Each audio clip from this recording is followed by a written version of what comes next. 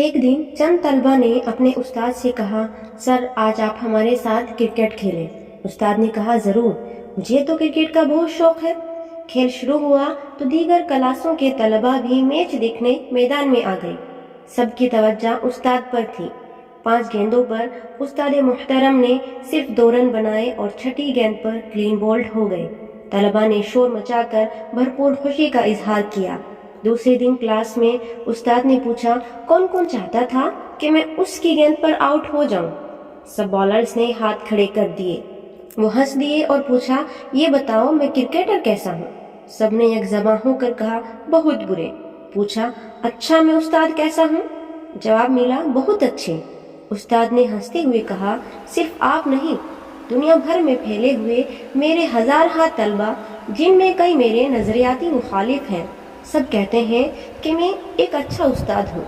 راز کی بات بتاؤں، میں جتنا اچھا استاد ہوں اتنا اچھا طالب علم نہیں تھا۔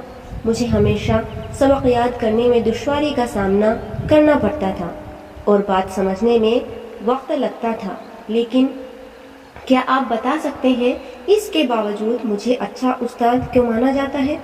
سر آپ بتائیں، ہمیں نہیں معلوم، طلبہ نے جواباً کہا۔ استاد نے کہا، اپنا ایک واقعہ سناتا ہوں۔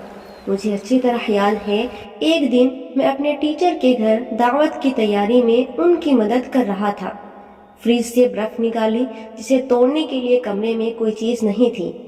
استاد کام کے لیے کمرے سے نکلے تو میں نے مکہ مار کر برف توڑ دی اور استاد کے آنے سے پہلے جلدی سے ٹوٹی ہوئی برف دیوار پر بھی دے ماری۔ استاد کمرے میں آئے تو دیکھا کہ میں نے برف دیوار پر مار کر توڑ دی ہے۔ انہوں نے مجھے ڈانٹا اور کہا، تمہیں عقل کب آئے گی؟ یوں برف توڑی جاتی ہے؟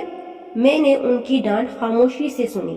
بعد میں انہوں نے میری اس بیوقوفی کا ذکر کئی جگہ کیا، لیکن انہیں آج تک نہیں معلوم کہ برف میں نے مکہ مار کر توڑی تھی۔ یہ بات میں نے انہیں اس لیے نہیں بتائی کہ وہ ایک ہاتھ سے معذور تھے۔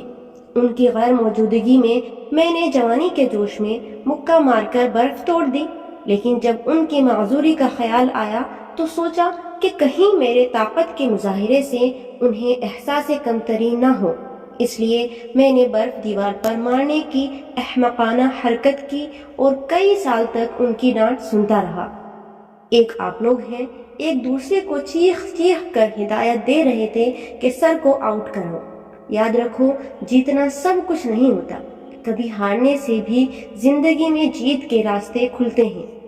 آپ طاقت میں اپنے اساتذہ اور والدین سے بے شک آگے بڑھ جاتے ہیں، لیکن زندگی میں کبھی اپنے اساتذہ اور والدین سے جیتنے کی کوشش نہ کرنا۔ ایسا کر کے آپ کبھی نہیں ہاریں گے۔ اللہ پاک آپ کو ہر میدان میں سرخرو کرے گا۔